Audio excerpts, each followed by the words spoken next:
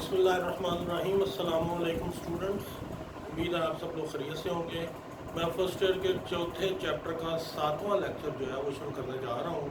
Gases का chapter जो है ना हमने शुरू किया हुआ है, और गैसेस के चैप्टर में आपका kinetic molecular theory of gases, gas laws और जनरल गैस इक्वेशन जो है वो आप पढ़ चुके हैं। एक बात आप ध्यान में रखिएगा कि ये जो जितने भी मैंने चीज़ें बोली हैं, gas laws, general gas equation और काइनेटिक मॉलिक्यूलर थ्योरी, ये आइडियल गैसेस के लिए है। रियल गैसेस पर जब इन लॉज को या इन थ्योरीज को अप्लाई किया जाता है तो थोड़ी सी हमें डेविएशंस मिलती हैं। अब यहाँ पर आके आपके सामने डिफरेंस वाज़ेह होगा आइडियल और नॉन आइडियल गैसेस के दरमियान। नॉन आइडियल गैसेस जो होती हैं ये रियल गैसेस होती हैं। आइडियल गैस की डेफिनेशन मैं पहले बोल देता हूँ। आइडियल गैस वो गैस होती है जो काइनेटिक मॉलिक्यूलर थ्योरी को, गैस लॉज को और जनरल गैस इक्वेशन को हर टेम्परेचर और प्रेशर पे फॉलो करती है।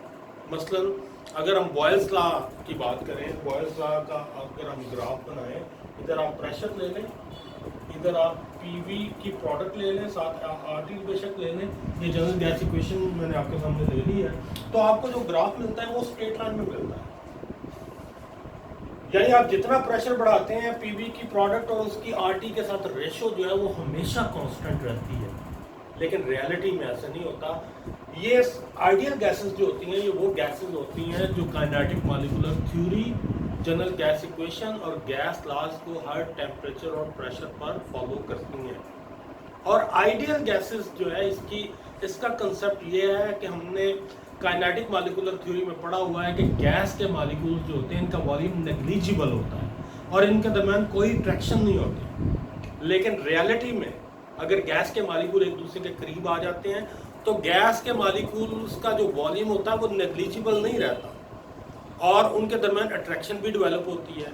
यही डिफरेंस है आइडियल और नॉन आइडियल गैसेस के लिए, या आइडियल और रियल गैसेस के लिए, क्योंकि रियल गैसेस को ही हम नॉन आइडियल गैसेस कहते हैं। तो रियल गैस की डेफिनेशन ये होती है कि ऐसी गैस जो गैस लॉज को, काइनेटिक मॉलिक्यूलर थ्योरी को और जनरल गैस इक्वेशन को हर टेम्परेचर और प्रेशर पे फॉलो ना करे। ये डिफरेंस है आइडियल और नॉन आइडियल में। आइडियली हमने कहा हुआ है कि गैस के मॉलिक्यूल जो है वो एक दूसरे से दूर दूर होते हैं। मैंने आपके सामने इसकी एक तस्वीर भी बनाई थी जिसमें आपने देखा था गैस के मॉलिक्यूल काफ़ी दूर दूर है, उनके दरमियान अट्रैक्शन ना होने के बराबर है और उनका वॉल्यूम जो है वो नेग्लिजिबल है। लेकिन कुछ ऐसे हालात होते हैं जिस पर गैसेस जो है वो नॉन आइडियल हो जाती है, तो हमने उन हालात को इन्वेस्टिगेट करना है, उन कंडीशंस को इन्वेस्टिगेट करना है जिस पर गैस जाके नॉन आइडियल हो जाती है। तो पहले मैं आइडियल गैस की आपके सामने तस्वीर बनाता हूँ। ये तस्वीर मैंने पहले भी कंपैरिजन में मैंने आपको बना के दिखाई थी। फर्ज करें ये गैस है, ये बर्तन है जिसमें आपने गैस मॉलिक्यूल लिए हुए हैं। आप जानते हैं गैस मॉलिक्यूल काफ़ी दूर दूर है एक दूसरे से और इस वजह से इनके दरमियान ट्रैक्शन कोई नहीं है। अगर इन चारों गैस मॉलिक्यूल को मैं इकट्ठा करूँ तो इतनी सी जगह में आ जाएंगे, और इस लिहाज से आप कह सकते हैं कि गैस के मॉलिक्यूलों का वॉल्यूम जो है वो एक्चुअल वॉल्यूम जो गैस ने दे रहा है उसके लिहाज से नेग्लिजिबल है। लेकिन अगर हम प्रेशर अप्लाई करें गैस के मॉलिक्यूल्स पर तो गैस के मॉलिक्यूल एक दूसरे के करीब करीब आ जाते हैं। तो गैस के मॉलिक्यूलों का वॉल्यूम जो होता है वो नेग्लिजिबल नहीं रहता। आप ये नहीं कह सकते कि आप गैस के मॉलिक्यूलों का वॉल्यूम जो है वो नेग्लिजिबल है। तो फर्ज करें आपने प्रेशर अप्लाई किया इस बॉक्स पे, ये बॉक्स अब इतना सा रह गया। अब आप नहीं कह सकते कि गैस के मॉलिक्यूलों का वॉल्यूम जो है वो नेग्लिजिबल है टोटल वॉल्यूम से, ये तकरीबन उसका हाफ नजर आ रहा है। इसी तरह जब हम टेम्परेचर लो करते हैं, दो कंडीशन है, एक है हाई प्रेशर। जब हम प्रेशर हाई करते हैं तो गैस के मॉलिक्यूल एक दूसरे के करीब आ जाते हैं, जिसकी वजह से गैस के मॉलिक्यूलों का वॉल्यूम जो होता है वो नेग्लिजिबल नहीं रहता। और दूसरी कंडीशन है लो टेम्परेचर।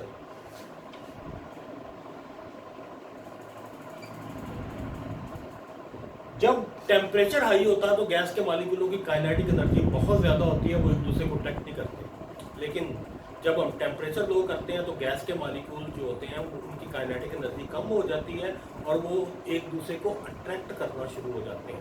तो ये दो कंडीशंस हैं जिस पर जाके गैस जो है वो नॉन आइडियल हो जाती है। आइडियली गैस के मॉलिक्यूल दूर दूर होने चाहिए, उनके दरमियान कोई ट्रैक्शन नहीं होनी चाहिए। लेकिन जब हम प्रेशर अप्लाई करते हैं तो गैस के मालिक्यूल करीब आ जाते हैं, और जब हम टेम्परेचर लो करते हैं तो वो एक दूसरे को अट्रैक्ट करना शुरू कर देते हैं। इन दो हालात में काइनेटिक मॉलिक्यूलर थ्योरी के दो पास्टुलेट जो है वो रॉन्ग हो जाते हैं। एक पास्टुलेट आपने पढ़ा हुआ है, the volume occupied by gas molecule is negligible as compare to total volume of gas. लेकिन जब आप प्रेशर ज़्यादा कर देते हैं तो फिर गैस के मॉलिक्यूलों का वॉल्यूम जो है वो नेग्लिजिबल नहीं रहता, वो मैटर करता है। मतलब ये तस्वीर में आपको नजर आ रहा है कि ये जो चार गैस मॉलिक्यूल्स हैं ये इस जगह के लिहाज से उनका वॉल्यूम नेग्लिजिबल नहीं है। अगर प्रेशर हाई लो होता जैसे ये है तो इस सूरत में आप कह सकते हैं कि गैस के मॉलिक्यूलों का वॉल्यूम नेग्लिजिबल है, लेकिन इस केस में आप नहीं कह सकते क्योंकि यहाँ पर ज़्यादा प्रेशर अप्लाई हुआ। तो volume occupied by gas molecule is negligible as compare to total volume of gas.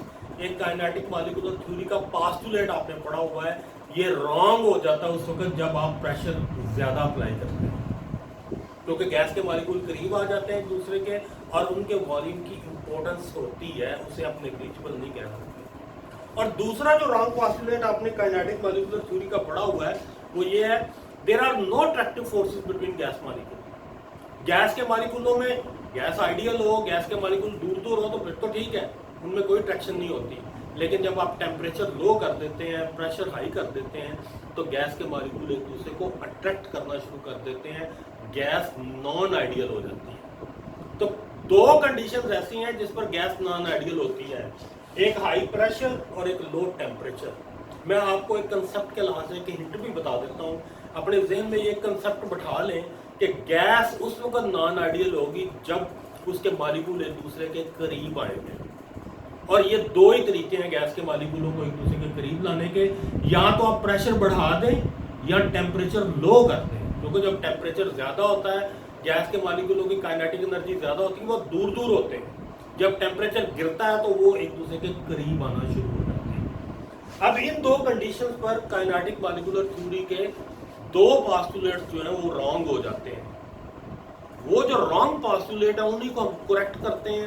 ये करेक्ट किया था बेसिकली एक साइंटिस्ट था वॉन डर वाल, उसने इनको करेक्ट किया था, इससे जन्म लिया था वॉन डर वाल इक्वेशन ने। मैं आपके सामने वॉन डर वाल इक्वेशन ही करने जा रहा हूँ। अच्छा, ये ग्राफ बना हुआ है, ये भी देख लें आप, ये आइडियल गैसेस के लिए है, ये जो स्ट्रेट लाइन। जो रियल गैसेस होती हैं वो कभी भी इस लाइन के ऊपर नहीं आती, कोई ऐसे आएगी, कोई ऐसे आएगी, कोई ऐसे आएगी। एक इवन कार्बन डाइऑक्साइड तो बहुत ज़्यादा ड्रॉप करती है ऐसे और फिर वो ऊपर जाती है। ये सारी लाइनें जो है वो रियल गैसेस की हैं, सिर्फ ये एक लाइन जो है ये आइडियल गैस। तो अब हम करेक्ट करेंगे काइनेटिक मॉलिक्यूलर थ्योरी के दो पास्टुलेट्स और इसकी मदद से हम जनरल गैस इक्वेशन को ठीक करेंगे। इसे कहते हैं वॉन डर वाल इक्वेशन। जनरल गैस इक्वेशन में लिखता हूँ आपके सामने। इस इक्वेशन में जितनी भी चीज़ें लिखी हुई हैं सब आइडियल गैसेस के लिए। इसमें प्रेशर जो है वो भी आइडियल है और वॉल्यूम जो है वो भी आइडियल है। वॉल्यूम से मुराद ये है क्योंकि हमने पढ़ा हुआ है कि गैस के मॉलिक्यूलों का वॉल्यूम जो है वो नेग्लिजिबल होता है as compare to total volume of the gas. तो ये हम कह सकते हैं कि अगर हमारे पास ये बर्तन है, फर्ज करें ये सारे का सारा बर्तन खाली है, क्योंकि हमने कहा हुआ है कि गैस के मॉलिक्यूलों का वॉल्यूम नेग्लिजिबल है, तो ये जो वॉल्यूम यहाँ पर लिखा हुआ है ये भी आइडियल वॉल्यूम है, यानी ये फ्री वॉल्यूम है। इसके मुताबिक जितना भी बर्तन का साइज है वो सारे का सारा खाली है, इस वजह से इसे हम फ्री वॉल्यूम कहते हैं। लेकिन जब हम प्रेशर ज़्यादा अप्लाई करेंगे, गैस के मॉलिक्यूल एक दूसरे के करीब आएंगे, तो अब आपने यहाँ पर वॉल्यूम की करेक्शन करनी है, क्योंकि ये तो फ्री वॉल्यूम है। इसमें से आपने बर्तन के जो वॉल्यूम है उसके अंदर से आपने गैस के मॉलिक्यूलों का वॉल्यूम निकाल देना है ताकि हमें फ्री वॉल्यूम मिल सके। तो गैस के मॉलिक्यूलों का वॉल्यूम क्या होगा, ये जो वॉल्यूम है ना, volume of vessel, free volume आप क्या है, ये जो वैल्यू V है ये फ्री वॉल्यूम है, ये इक्वल है V vessel minus V molecules.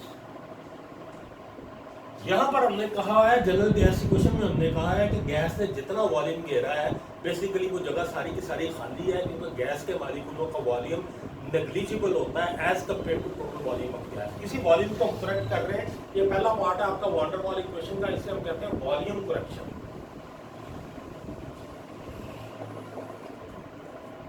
अब फ्री वॉल्यूम कैसे, अब जब आप प्रेशर अप्लाई कर देते हैं, गैस के मॉलिक्यूल करीब आ जाते हैं, तो फिर फ्री वॉल्यूम क्या होगा, टोटल जो वॉल्यूम है उसके अंदर से गैस के मॉलिक्यूलों का वॉल्यूम आप माइनस कर दें, निकाल दें, और ये मैंने लिखा है वी मॉलिक्यूल्स, यानी जो बर्तन का वॉल्यूम है उसके अंदर से आप गैस के मॉलिक्यूलों का वॉल्यूम निकाल दें तो वो बनेगा फ्री वॉल्यूम। अब ये जो वी मॉलिक्यूल्स हैं इसे हम जाहिर करते हैं बी से, वी माइनस बी। बी को हम कहते हैं एक्सक्लूडेड वॉल्यूम। एक्सक्लूडेड हम इसलिए कर रहे हैं क्योंकि हम इसे एक्सक्लूड कर रहे हैं, यानी माइनस कर रहे हैं, इस वजह से इसे एक्सक्लूडेड वॉल्यूम कहते हैं। और अगर आपने n मोल्स लिए हो किसी भी गैस के, तो ये इक्वेशन बनती है V is equal to V minus NB।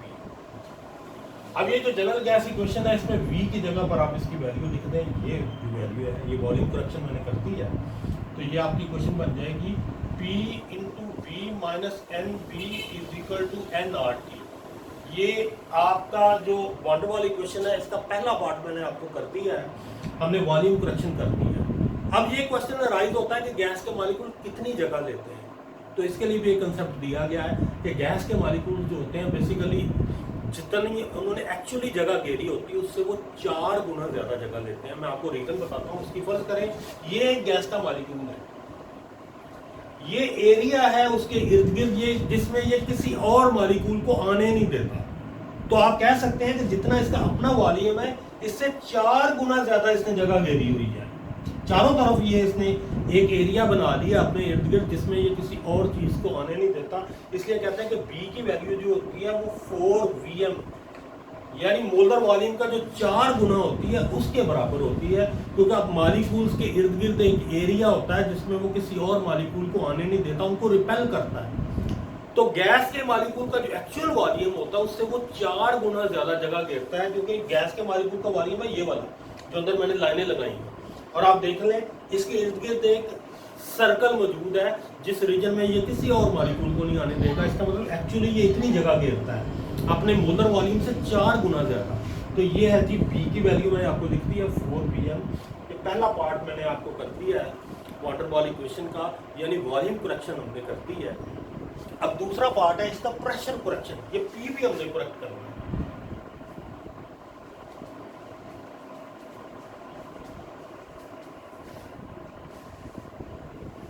Pressure correction kinetic molecular theory के 2 पोस्टुलेट रॉन्ग थे, उनको हम ठीक कर रहे हैं। पहला जो मैंने करेक्शन किया वॉल्यूम करेक्शन, उसमें हमने उस पोस्टुलेट को करेक्ट किया जिसमें कहा गया था the volume occupied by gas molecule is negligible as compare to total volume of gas. अब दूसरा जो रॉन्ग पोस्टुलेट है काइनेटिक मॉलिक्यूलर थ्योरी का वो ये है there are no attractive forces between gas molecule. लेकिन मैंने आपको बताया जब गैस के मॉलिक्यूल करीब आते हैं हाई टेम्परेचर पे और उनका आप अगर हाई प्रेशर पे और उनका आप अगर टेम्परेचर लो कर दें तो वो एक दूसरे को अट्रैक्ट करना शुरू हो जाते हैं। ये मैं आपको फिजिकली आपको सामने एक तस्वीर बनाता हूँ और आपको समझाता हूँ कि आप प्रेशर पे क्या इफेक्ट पड़ेगा। इसके लिए हम 2 मॉलिक्यूल लेते हैं। एक वो मॉलिक्यूल है जो गैस के सेंटर में है, ये ए है।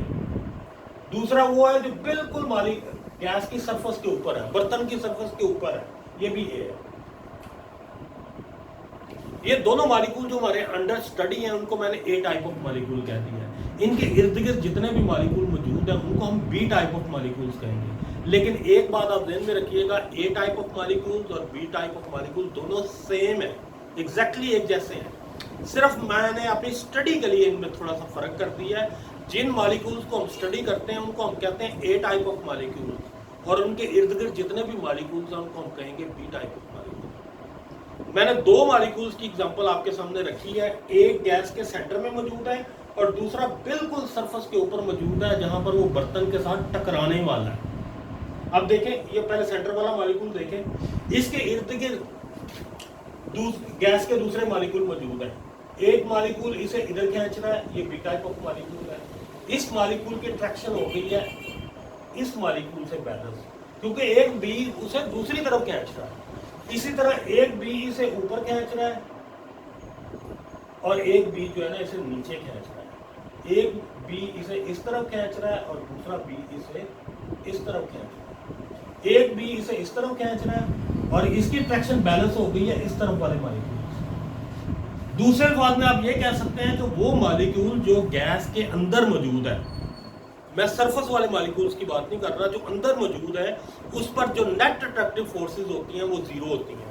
इसको एक मॉलिक्यूल इधर खींच रहा है, इस ये ट्रैक्शन बैलेंस हो गई है इधर वाले मॉलिक्यूल से। एक मॉलिक्यूल ऊपर खींच रहा है, ये ट्रैक्शन बैलेंस होगी नीचे वाले मॉलिक्यूल से। एक मॉलिक्यूल इधर खींच रहा है, ये ट्रैक्शन बैलेंस होगी इधर वाले मॉलिक्यूल से। एक मॉलिक्यूल इधर खींच रहा है और ये ट्रैक्शन बैलेंस होगी इधर वाले मॉलिक्यूल से। यानी वो मॉलिक्यूल जो गैस के सेंटर में मौजूद है उस पर नेट अट्रैक्टिव फोर्सेस जो है वो जीरो है। यानी आप कह सकते हैं कि उस पर कोई अट्रैक्शन नहीं है, क्योंकि सब अट्रैक्शन ने एक दूसरे का असर कैंसिल कर दिया। लेकिन अगर वो सरफेस के ऊपर आ जाए, जैसे ये मॉलिक्यूल है, ये सरफेस के ऊपर आ गया है, इसे एक मॉलिक्यूल इधर खींच रहा है बी, इसकी ट्रैक्शन बैलेंस हो गई है इधर वाले बी से, और एक बी से नीचे खींच रहा है, ये ट्रैक्शन बैलेंस नहीं हो सकती क्योंकि ऊपर तो मॉलिक्यूल ही कोई नहीं है, ये तो गैस की सरफेस आ गई है बिल्कुल। उसका नतीजा क्या निकलता है कि ये गैस मॉलिक्यूल ए टाइप जब दीवार से टकराने लगेगा तो ये नीचे वाला मॉलिक्यूल उसे अंदर की तरफ खींचेगा। उसका नतीजा ये निकलता है कि अगर हमारे पास 100 मॉलिक्यूल होते हैं तो 100 के 100 दीवार से नहीं टकराते। आइडियली हमने ये कहा हुआ है कि गैस के मॉलिक्यूलों में चूंकि ट्रैक्शन नहीं होती, अगर 100 मॉलिक्यूल है तो 100 के 100 मॉलिक्यूल दीवार से टकराएंगे, लेकिन रियलिटी में ऐसे नहीं होता। ये मॉलिक्यूल जो है वो टकराने में, फर्ज करें आपने 100 मॉलिक्यूल लिखे हुए हैं तो 90 मॉलिक्यूल टकरा जाएंगे, 10 मॉलिक्यूल टकराने में नाकाम रहेंगे। उसकी रीजन ये है कि जो मॉलिक्यूल सरफेस के ऊपर होते हैं बिल्कुल, वो एक इनवर्ट पुल फील करते हैं। ऐसे लगता है जैसे कोई उन्हें नीचे खींच रहा हो। तो अगर 100 मॉलिक्यूल होंगे तो 100 के 100 नहीं टकराएंगे दीवार से, 90 फर्ज करें 90 टकरा जाएंगे, 10 टकराने में नाकाम रहेंगे। इसका ये नतीजा निकलता है कि जो ऑब्जर्व प्रेशर होता है वो आइडियल प्रेशर से कम होता है। ये आइडियल प्रेशर है पी। ये अगर हमने 100 मॉलिक्यूल लिए थे तो इसकी वैल्यू 100 होगी, लेकिन रियलिटी में जो ऑब्जर्व प्रेशर आता है वो फर्ज करें 90 आता है। ये प्रेशर कम क्यों हुआ है? ये प्रेशर कम हुआ एक इनवर्ट पुल की वजह से।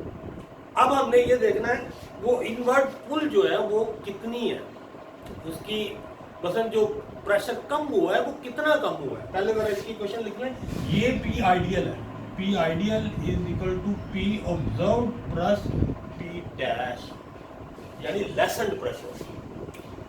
बसन अगर आपने 100 मॉलिक्यूल लिए हुए थे तो हमने फर्ज किया था 100 के 100 मॉलिक्यूल टकराएंगे दीवार से, लेकिन रियलिटी में क्या होता है 90 मॉलिक्यूल टकराते हैं, 10 टकराने में नाकाम रहते हैं। ये 10 जो है ये लेसेंड प्रेशर है, यानी आइडियल प्रेशर से जो कम वैल्यू हो रही है उसे कहते हैं लेसेंड प्रेशर। अब लेसेंड प्रेशर का इन्हिसार है ए और बी की कंसंट्रेशन पर। जितनी इनकी कंसंट्रेशन ज़्यादा होगी, मॉलिक्यूल एक दूसरे के करीब होंगे, एक दूसरे को अट्रैक्ट करेंगे, ऑब्जर्व प्रेशर कम होता जाएगा और लेसेंड प्रेशर बढ़ता जाएगा। इसका मतलब ये हुआ कि ये लेसेंड प्रेशर जो है that is directly proportional to concentration of A type of molecule और concentration of B type of molecule. वैसे मैं आपको ऑलरेडी बता चुका हूँ ए और बी का फर्क हमने अपनी स्टडी के लिए किया है, वैसे ये एक जैसे होते हैं, इसलिए मैंने दोनों की जो कंसंट्रेशन है वो सेम आएगी। इस इक्वेशन को जरा इक्वल के निशान में बदलें तो that will be an² over v²। ये वैल्यू आई है लेसेंड प्रेशर की, इसे लगाएं यहाँ पर और फिर p की वैल्यू जो है वो यहाँ पर फिट करें। ये p आइडियल p है, नॉट रियल p। अब इसको हम रियल इक्वेशन में बदलेंगे तो अब आप ये an² ओवर a जो है ना ये कांस्टेंट है, ये प्रोपोर्शनैलिटी कांस्टेंट है फॉर अट्रैक्शन। जितनी अट्रैक्शन ज्यादा होगी उतनी a की वैल्यू ज्यादा होगी। तो p is equal to p plus an² over v²। ये p की वैल्यू हमने निकाल दी, इसे यहाँ पर लगा दें तो प्रेशर करेक्शन भी हो गई है। तो अब मैं जरा वाज़े करके लिख देता हूँ। ये वाटर वाली इक्वेशन आपकी बन गई है p plus an² over v² plus into v minus nb is equal to nRT। ये जो जनरल गैस इक्वेशन की में हमने प्रेशर और वॉल्यूम करेक्शन की है, इससे ये इक्वेशन बनी है। ये इक्वेशन कहलाती है van der Waals equation and this is van der Waals equation for n mole of a gas. अब अगर आपने 1 मोल लिया हो तो ये जितने भी n है इनको खत्म कर दें, आपकी इक्वेशन बनेगी P plus A over V square V minus B is equal to RT। This is van der Waal equation for 1 mole of a gas, क्योंकि जब आपने 1 लिया होगा तो ये n सारे खत्म हो जाएंगे। तो ये जनाब हमने जनरल गैस इक्वेशन की करेक्शन करके वॉन डेर वाल इक्वेशन बनाई है। जनरल गैस इक्वेशन में हमने 2 करेक्शन किए हैं, एक हमने प्रेशर करेक्शन किया है, एक हमने वॉल्यूम करेक्शन किया है। और ये हमने की हैं कैसे? ये हमने की हैं जो काइनेटिक मॉलिक्यूलर थ्योरी के 2 रॉन्ग पोस्टुलेट थे उनको करेक्ट करके हमने ये बनाई है वॉन डेर वाल इक्वेशन। और आपको एक बात वाज़ेह हो गई होगी कि रियल गैसेस जो होती हैं इनमें गैस के मॉलिक्यूल एक दूसरे को अट्रैक्ट भी करते हैं और उनका वॉल्यूम नेग्लिजिबल नहीं होता। और ये किन हालात में होता है, किन कंडीशंस पर होता है, वो भी मैं आपको बता चुका हूँ। याद रखिएगा, हाई प्रेशर और लो टेम्परेचर, ये 2 कंडीशंस हैं जिस पर गैस नॉन आइडियल हो जाती है। और हमने नॉन आइडियल गैस इक्वेशन जो है वो ड्राइव कर दी है, that is called van der Waal equation. इससे जो रेलिवेंट अब आगे न्यूमेरिकल्स आ रहे हैं वो हम नेक्स्ट लेक्चर से करेंगे। Thank you.